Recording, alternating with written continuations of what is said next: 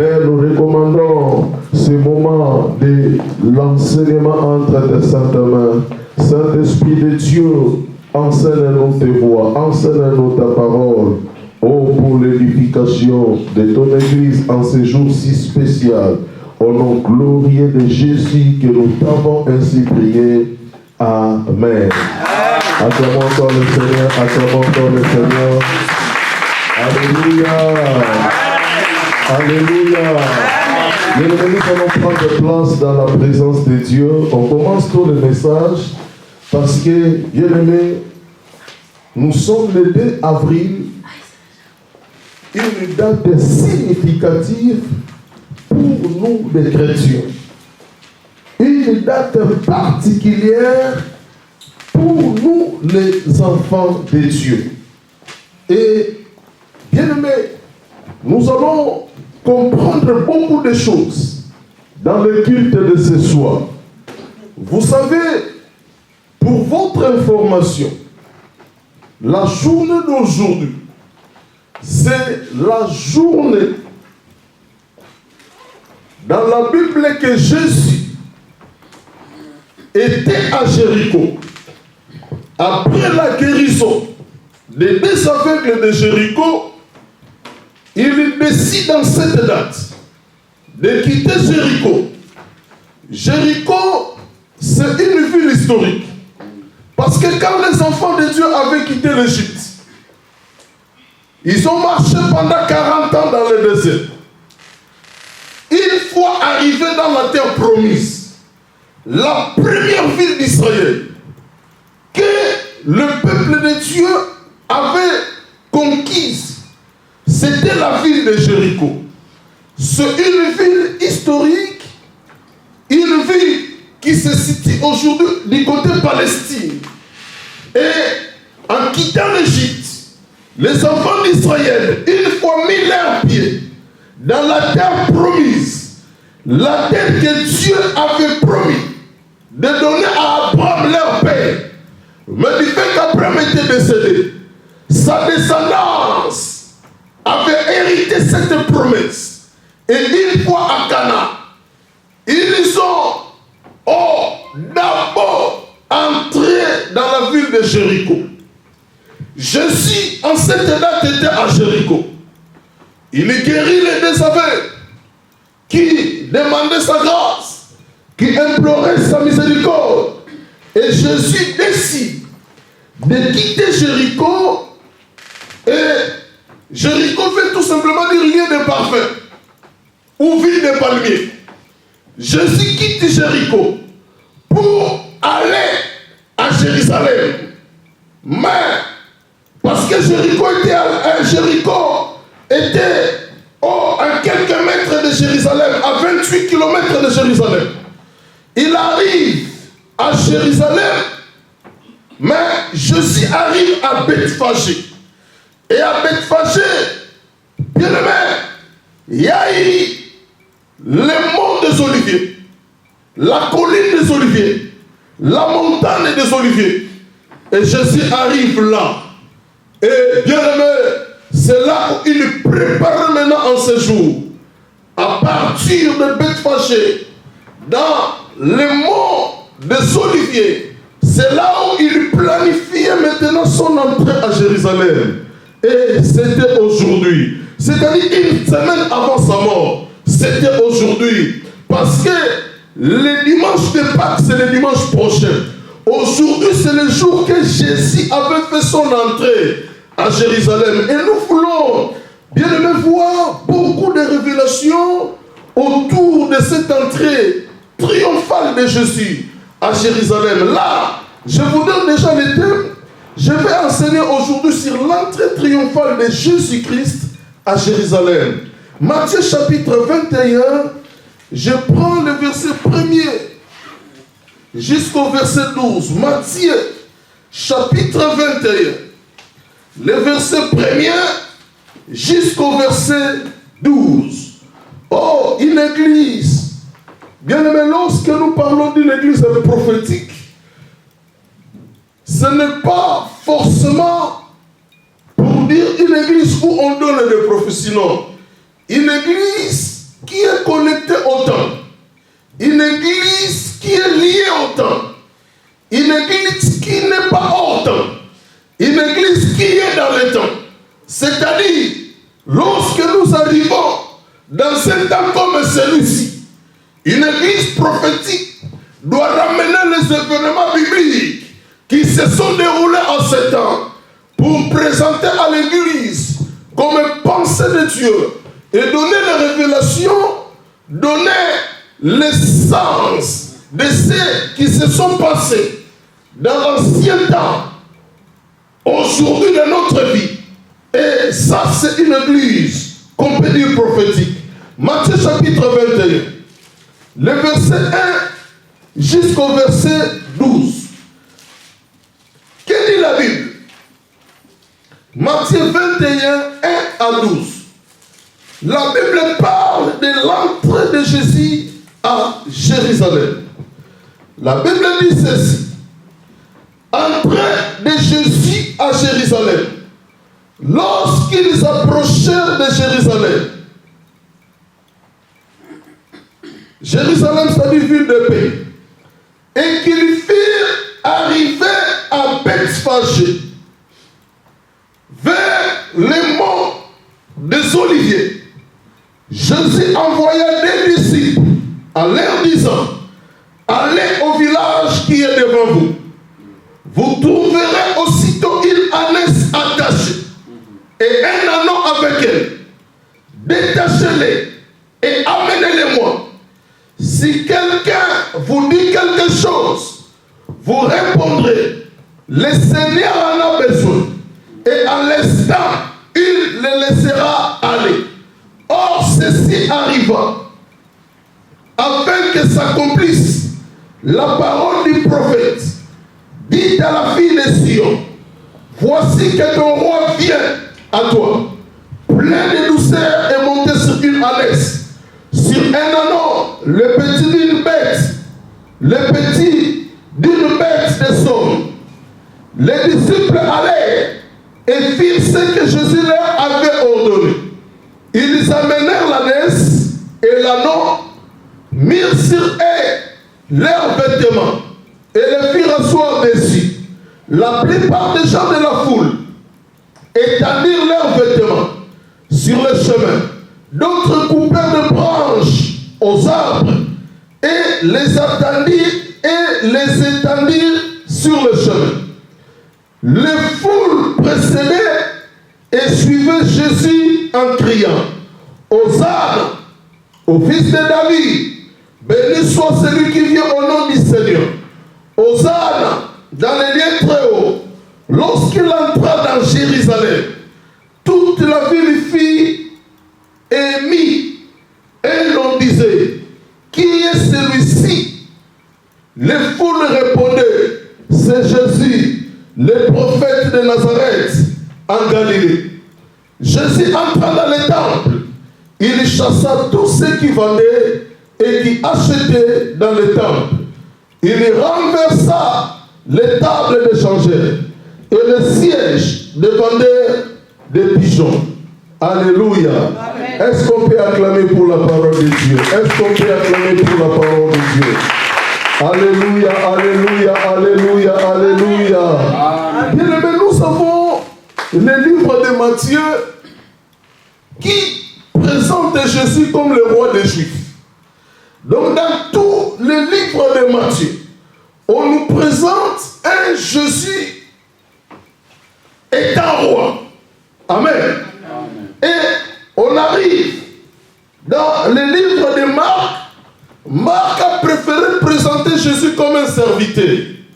Amen. Amen. Et quand Luc est venu, Luc a présenté Jésus comme un homme, comme le fils de l'homme. Amen. Amen. Amen. Mais lorsque Jean est arrivé, et c'est les disciples qui ont vécu avec Christ.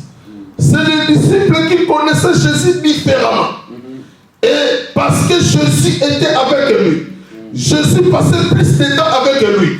Lui, la personne qu'il a vue, il n'a pas vu un serviteur, il n'a pas vu un homme, il n'a pas vu un roi, mais lui, la personne qu'il a vue, il a vu un Dieu. dans la chair humaine. Amen. Et Jean, quand il écrit son livre, il lui présente Jésus comme Dieu 100%, comme Dieu en des majuscules. Amen. Raison pour laquelle, bien aimé dans le Seigneur, on peut douter sur lui, mais pour Jean, Jésus-Christ est Dieu. Amen. Nous sommes dans Matthieu 21. Jésus arrive à Jérusalem. Et avant Jérusalem, il y a eu Bethphagée. Il arrive là, sur le mont des Oliviers. Le mont des Oliviers, juste à l'est de Jérusalem. Il arrive au mont des Oliviers. Le mont des Oliviers, c'est un mot significatif dans la Bible. C'était un cimetière. C'est là où on enterrait les chrétiens. Sur les monts Oliviers. Et toujours sur les monts des Oliviers, bien aimé, c'est là où Jésus venait pour faire ses sermons, pour faire ses prédications. Les gens venaient sur les monts des Oliviers pour écouter les prédications de Jésus. Et bien aimé, l'effet marquant du mont des Oliviers, c'est là où il y a eu l'ascension. Le jour de la résurrection de Jésus, 3 jours après sa mort, il s'est rendu au mont des Oliviers, c'est là où il était monté au ciel. Amen. Nous sommes dans Acte 1 et les disciples regardaient pendant que Jésus montait au ciel. Et il était au mont des Oliviers. Et Jésus arrive là-bas. Il appelle les 2 disciples. Il lui donne la mission à céder. C'est le chiffre de l'unité. Il donne la mission à céder. D'aller dans un village qui était en face de Bethphagée. D'aller trouver une ânesse attachée. Et un ânon attaché avec lui. Avec elle plutôt. Jésus ordonne aux 2 disciples de délier l'ânon et l'ânesse et de les ramener auprès de lui. Amen.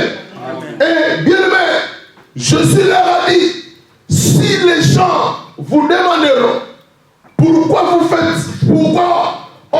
faites ça, vous allez répondre à ces gens-là que le maître en a besoin. Et bien aimé, les disciples sont partis en face de Bethphagée, dans ce village, et arrivé là-bas, ils y trouvent les choses comme Jésus, bien aimé, l'avait prédit. Ils arrivent là-bas, ils voient une ânesse attachée et un ânon à côté d'elle. Ils délient l'ânon et l'ânesse. Et les gens étaient sortis pour comprendre ce que ces gens faisaient. Leur réponse était le maître en a besoin. Et bien aimé, Jésus a récupéré l'ânesse et l'ânon. C'est là où, bien aimé dans le Seigneur, en ce dimanche, en ce jour, que Jésus était monté sur l'ânon pour faire son entrée à Jérusalem. Ce jour-là, Jésus était entré dans la ville de Jérusalem. Et dans cette ville de Jérusalem, la Bible dit, les gens avaient mis par terre des branches d'arbres. Les gens avaient mis par terre leurs vêtements. Et bien aimé, l'ânon et l'ânesse marchaient sur les vêtements, marchaient sur des pannes que les femmes avaient étendues sur les chemins. Pour accueillir Jésus comme roi, pour accueillir Jésus d'une manière chaleureuse à Jérusalem. Et bien aimé dans le Seigneur, ces jours-là, la foule criait, Hosanna, Hosanna, béni soit celui qui vient au nom de Jésus. Et les autres personnes ne comprenaient pas. Mais pourquoi il y a autant de bruit? Pourquoi il y a ce grand mouvement aujourd'hui à Jérusalem? Et les gens parlaient de l'entrée de Jésus. Bien aimé, ce qui m'étonne, ce n'est pas la première fois que Jésus venait à Jérusalem. Jésus avait l'habitude de venir à Jérusalem. Jésus venait toujours à Jérusalem. Mais qu'est-ce qui a changé? Pourquoi ce jour-là, il y a eu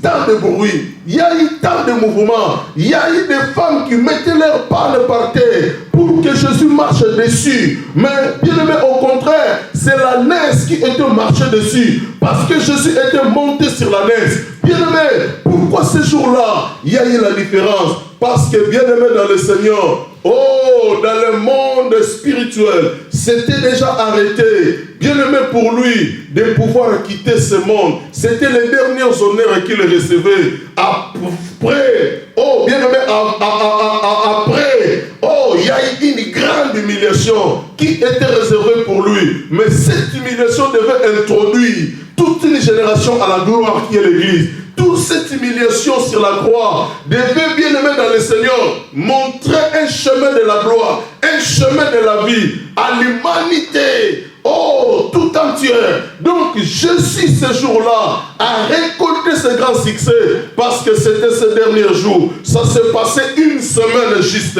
avant sa mort sur la croix.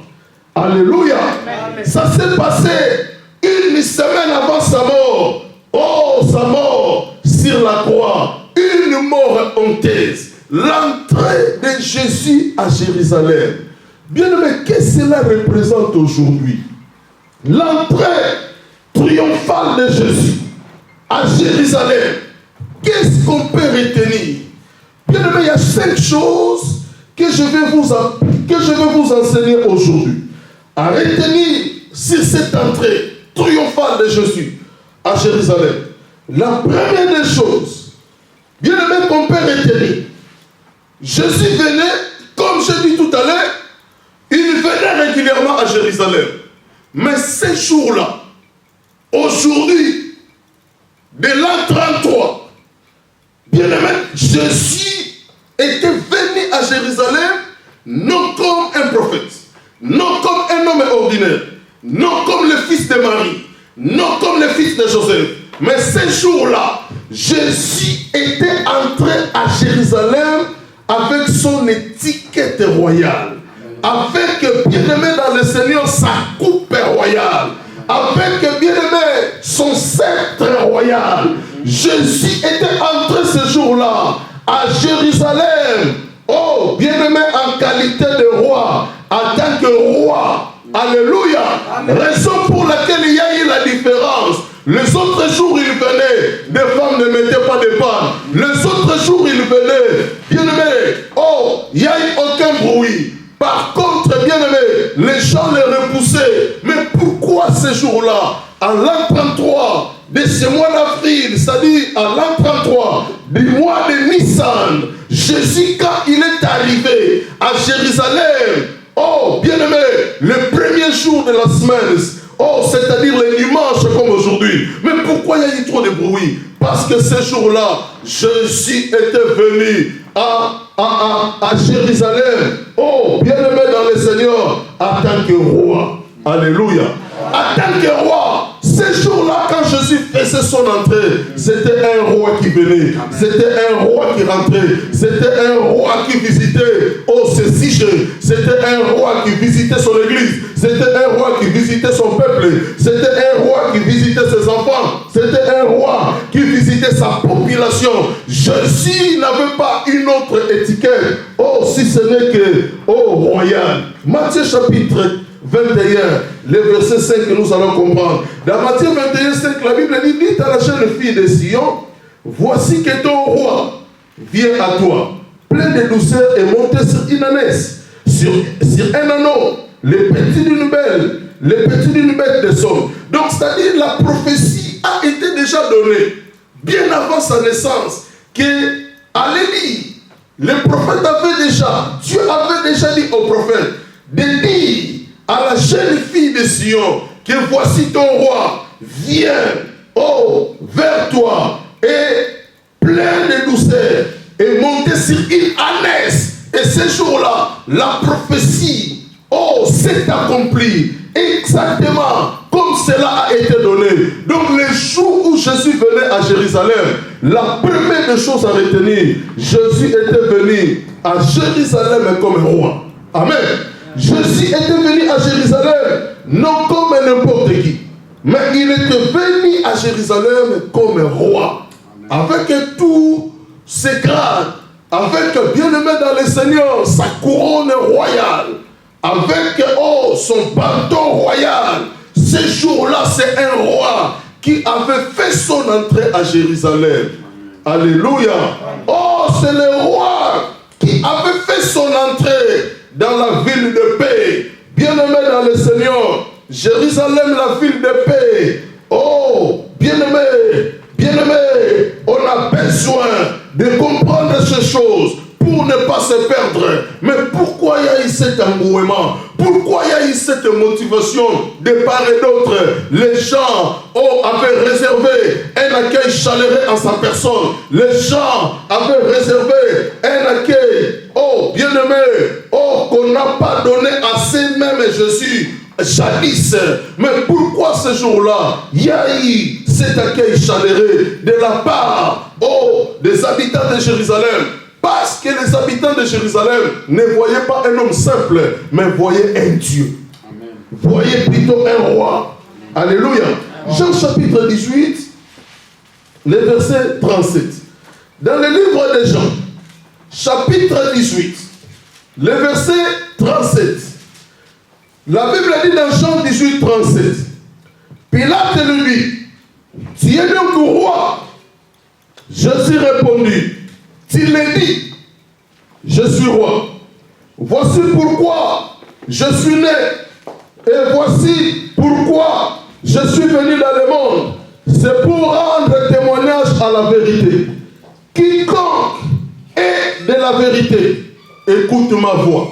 Le jour de son arrestation, les pensées de tout le monde étaient de le crucifier. Et pendant que Ponce Pilate, le gouverneur lui posait des questions. Est-il le roi? Jésus a répondu à Pilate une phrase simple, courte, facile à comprendre. Il lui répond à Pilate, tu le dis. C'est pour dire qu'il est roi. Amen. C'est pour dire qu'il est roi. Donc Jésus a confirmé avec force qu'il est le roi. Amen. Amen. Et Matthieu était déjà révélé. Et quand il a écrit le livre de Matthieu, il nous présente un Christ comme un roi des Juifs. Amen. Et vous allez constater lors de sa crucifixion, on écrit sur les bois, en dessus de sa tête, celui-ci a dit qu'il est le roi des Juifs. Amen. Et bien aimé, 1 Timothée chapitre 6, le verset 15. 1 Timothée 6, 15. 1 Timothée chapitre 6, le verset 15. Que manifestera en son temps le bienheureux et c'est le souverain, le roi des rois et le seigneur des seigneurs. Ici, Jésus est reconnu comme le roi des rois, le seigneur des seigneurs. Amen. Amen. Il est reconnu dans le livre de 1 Timothée comme le roi des rois. Donc ça veut dire comme le roi suprême, comme le seigneur suprême. Oh, s'il y a des seigneurs sur la terre, il y a des seigneurs de guerre, il y a des monseigneurs, il y a plusieurs seigneurs sur la terre, dans le monde. Mais Jésus est le Seigneur suprême. Jésus est le Seigneur des seigneurs. Le monde a connu des rois. Dans le monde, il y a plusieurs rois. Mais bien aimé dans le Seigneur, oh, Timothée présente Jésus comme le roi suprême, le roi élevé au-dessus de tous les autres rois, c'est-à-dire les rois des rois. Oh, ce jour-là, Jérusalem avait reçu la visite royale, raison pour laquelle ce jour-là, c'était un jour différent des autres jours. Amen. Alléluia. Amen. Alléluia. Amen. Alléluia. Amen. Bien, mais qu'est-ce qu'on peut comprendre par cela, l'entrée de Jésus à Jérusalem? Toute personne qui va permettre à Christ de rentrer dans sa vie, Jésus, oh, bien-aimé dans le Seigneur, lui donnera le bâton royal. Jésus lui donnera le bâton des commandements. Jésus lui donnera le sceptre royal. Et bien-aimé, une fois fois Jésus rentré à nous, une fois Jésus pris possession de notre vie, une fois Jésus pris possession de notre vie chrétienne, bien-aimés, nous sortons de l'ordinaire. Nous ne serons plus des hommes ordinaires, mais nous serons, oh, bien-aimés dans le Seigneur, des hommes extraordinaires, parce que nous avons la sémence royale à nous, qui fait de nous des princes sur la terre, qui fait de nous, oh, des gens, oh, qui feront trembler le monde invisible, qui feront trembler ce monde, parce que les gens verront, oh, bien-aimé, la coupe royale sur nous. Le monde invisible verra, oh, bien-aimé, la marque de la royauté chez nous. Bien-aimé, une fois Jésus, oh, viens dans ta vie, viens dans ton cœur. Comme dit Apocalypse chapitre 3, le verset 20. Lorsque vous entendez, oh, je suis à la porte et je frappe. Si quelqu'un attend ma voix et ouvre sa porte, j'entrerai chez lui, je souperai avec lui et lui avec moi. Aujourd'hui, bien-aimé dans le Seigneur, lorsque Jésus vient à nous, lorsque Jésus occupe notre vie, bien-aimé dans le Seigneur, c'est pour nous donner, oh, de la coupe royale, c'est pour nous donner les sceptres des rois, afin de régner, afin de dominer, afin d'assujettir tout sur notre passage, afin de dominer sur la maladie, sur les problèmes, sur la médiocrité, parce que nous avons la sémence royale. Amen. Alléluia. Il y a une deuxième chose qu'on peut retenir sur l'entrée de Jésus à Jérusalem. L'entrée de Jésus à Jérusalem, la deuxième chose, c'était dans l'objectif de rendre libres les opprimés. Pourquoi? Parce que Jésus, une fois arrivé devant Jérusalem, il regardait Jérusalem, il voit les opprimés. Il demande à ses deux disciples d'aller dans une ville qui était là. Ils trouveront une ânesse attachée. Et Jésus a ordonné à ses disciples de pouvoir délivrer cette ânesse, de pouvoir libérer cette ânesse. Oh, Jésus a dit encore, en dehors de l'ânesse, vous allez trouver un anneau à côté de lui. Oh, détache aussi l'anneau. Amen. Et bien aimé, Jésus, à son entrée à Jérusalem, c'était aussi dans l'objectif. Deuxième chose, de rendre libres les opprimés. Nous représentons cette ânesse attachée. Nous représentons cet anneau attaché. L'église était attachée. Tu étais attaché. J'étais attaché. C'est-à-dire on était bloqué. C'est-à-dire on ne pouvait pas avancer dans la vie. C'est-à-dire on ne pouvait pas progresser dans la vie. C'est-à-dire on était lié quelque part. On était condamné à la maladie. On était condamné à l'échec.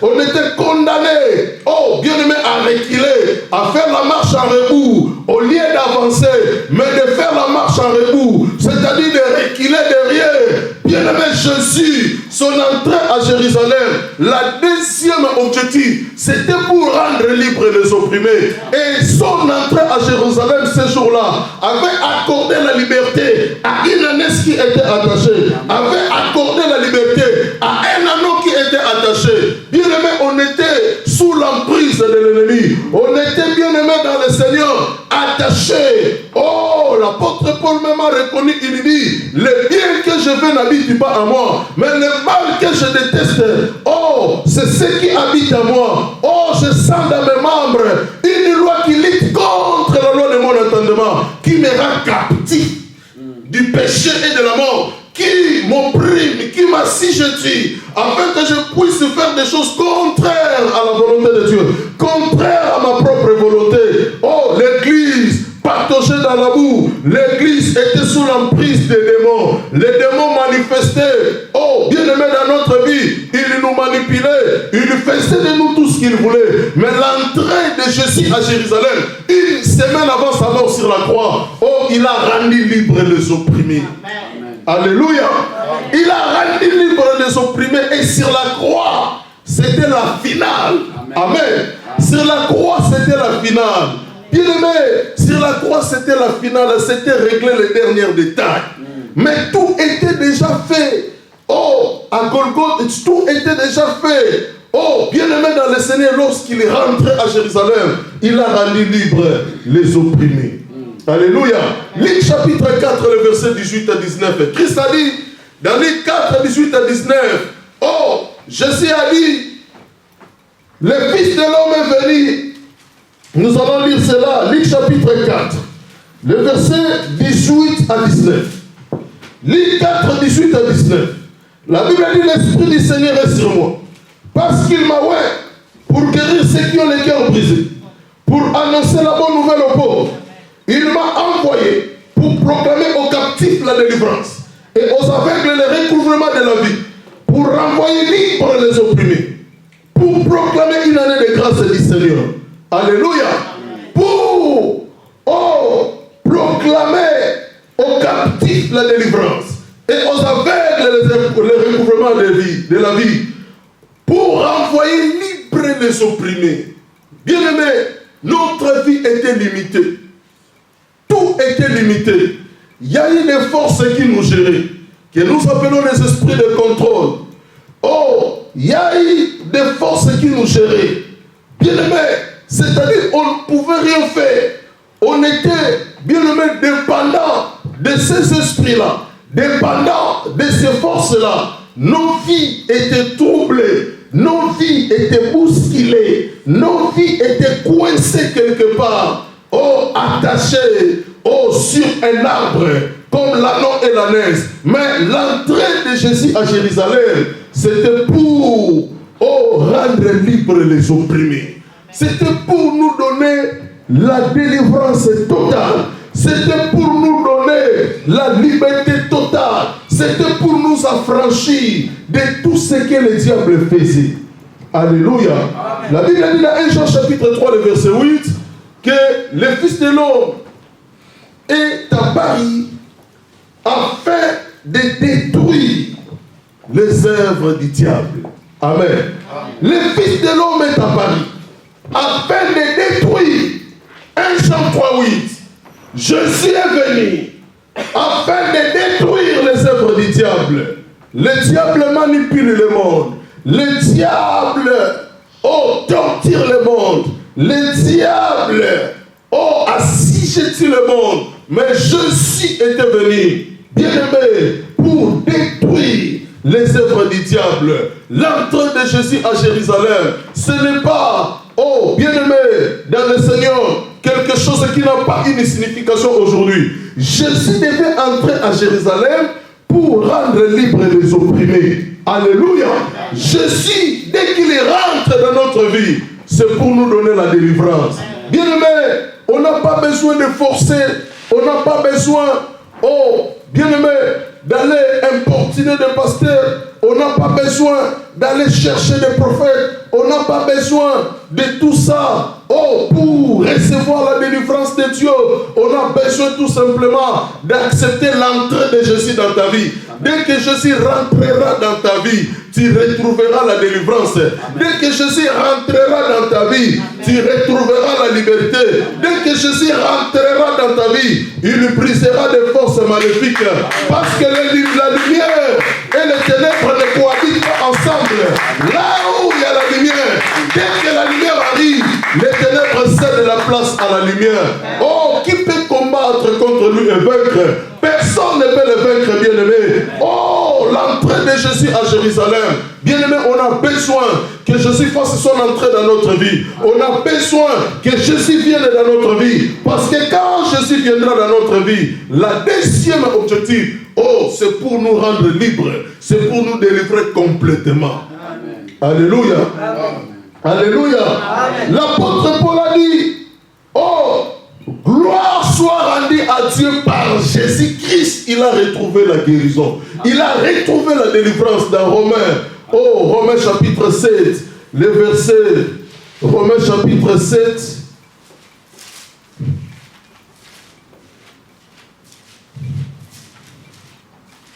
Romains chapitre 7. L'apôtre Paul dit, Romains chapitre 7, le verset 24 à 27. Malheureux que je suis, qui me délivrera de ce corps de mort? 25. Grâce soit rendue à Dieu par Jésus-Christ notre Seigneur. Ainsi donc, par mon intelligence, je suis esclave de la loi de Dieu, tandis que par ma chair je suis esclave de la loi du péché. L'apôtre Paul dit, malheureux que je suis, qui me délivrera de la mort? Mais il continue en disant, grâce soit rendue à Dieu par Jésus-Christ. C'est-à-dire, c'est par Jésus qu'on a reçu la délivrance. Alléluia. Grâce soit rendue à Dieu par Jésus-Christ. Bien aimé, on a besoin de faire entrer Jésus dans notre vie pour retrouver la délivrance. Parce que ce jour-là, quand il a fait son entrée à Jérusalem, l'ânesse était libérée, l'agneau était délivré. La délivrance viendra dans notre vie si Jésus, bien-aimé, prenne tout simplement place. Amen. Troisième chose, à savoir sur l'entrée de Jésus à Jérusalem. L'entrée de Jésus à Jérusalem, c'était aussi pour élever une génération. Amen. Jadis oubliée, jadis abandonnée. L'entrée de Jésus à Jérusalem, c'était pour élever toute une génération, auparavant oubliée, auparavant abandonnée. Bien aimé, nous allons voir, attentivement, Matthieu chapitre 21. Je lis d'abord le verset 8 et nous allons passer au psaume. Matthieu chapitre 21, le verset 8. La Bible dit, la plupart des gens de la foule étendirent leurs vêtements sur les chemins, d'autres coupèrent des branches aux arbres et les étendirent sur les chemins. La plupart, la foule, la Bible dit, la plupart des gens de la foule étendirent les vêtements sur les chemins. Je vais vous expliquer. Jésus, son entrée à Jérusalem, c'était pour élever toute une génération. Oubliée auparavant, négligée auparavant, une génération sans valeur, une génération inutile. Mais l'entrée de Jésus à Jérusalem, c'était pour valoriser une race, c'était pour élever une génération, c'était pour élever, bien aimé, une catégorie de gens que le monde a oublié, que le monde, n'a pas honoré, que le monde n'a pas remercié. L'entrée de Jésus à Jérusalem, c'était pour élever une génération, jadis abandonnée ou oubliée. Bien aimé, qu'est-ce que tu le passais réellement? Qu'est-ce que tu le passais exactement? Jésus arrive à Jérusalem. Des femmes mettent leurs vêtements. Les hommes mettent leurs vêtements par terre pour que Jésus, leur joie, leur plaisir était que Jésus-Christ piétine ses vêtements, marche sur ses vêtements, marche sur les habits qu'ils avaient étendus sur le chemin. Mais bien aimé dans le Seigneur, vous allez comprendre avec moi ce soir que ce n'est pas Jésus qui avait marché sur ses vêtements. Ce n'est pas Jésus qui avait pris cet honneur de marcher sur ses vêtements. Ce n'est pas Jésus qui avait piétiné les branches d'arbres que les gens avaient étendues sur le chemin. Mais c'était un anneau, c'était une ânesse qui était marché sur ses vêtements parce que Jésus était monté sur l'ânesse.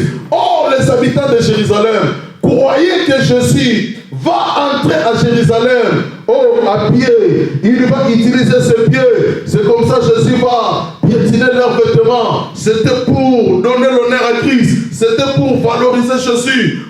C'était pour lui donner la place qu'il mérite. Mais ces jours-là, l'honneur était revenu aux ânesses. L'honneur était revenu aux anneaux. Et quelqu'un pour faire rire, il a dit, l'anneau là et l'ânesse, une semaine après, il passait à Jérusalem, personne ne les regardait, personne ne les acclamait, et c'était pour faire rire. Et l'ânesse a dit à l'anneau, mais une semaine passée, on était là avec Jésus, ces gens criaient, mais aujourd'hui, nous passons, ils ne nous regardent pas. Et bien aimé, son ami lui a dit, mais mon ami, c'est comme ça, sans Jésus, on est nul. Sans Jésus, on est inutile. Là, c'est parce qu'on transportait Jésus. Là, c'est parce qu'on était avec Jésus. Là, c'est parce que Jésus était avec nous. Sans Jésus, on est nul. Sans Jésus, on est inutile.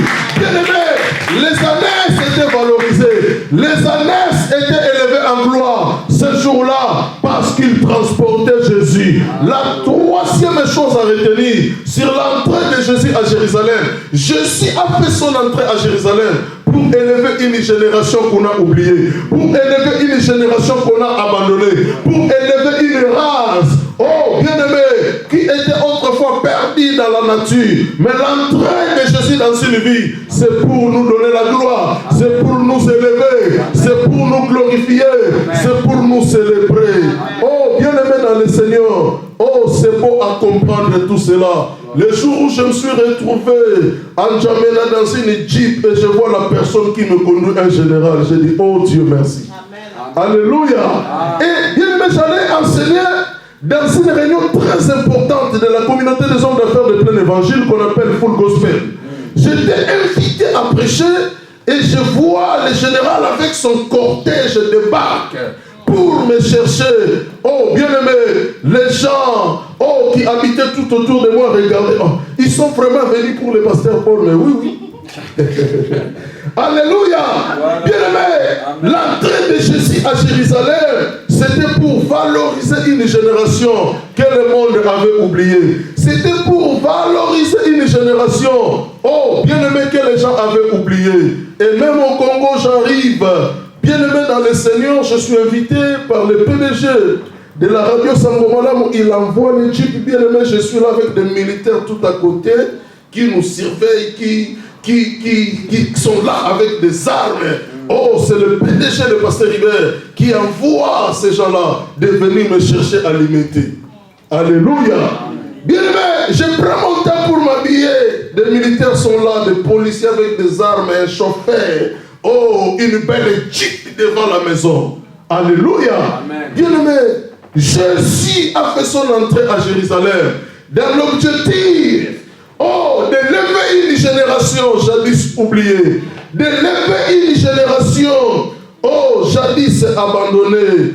Bien-aimé, prêcher à la télévision demande des sommes de 800 €, de 800 $. Mais j'arrive à Kinshasa, je prêche gratuitement à la télévision. Bien-aimé dans le Seigneur, lorsque Jésus rentre dans ta vie, lorsque Jésus fait son entrée dans ta vie, bien-aimé dans le Seigneur, c'est pour t'élever, c'est pour te faire glorifier, c'est pour t'amener au sommet.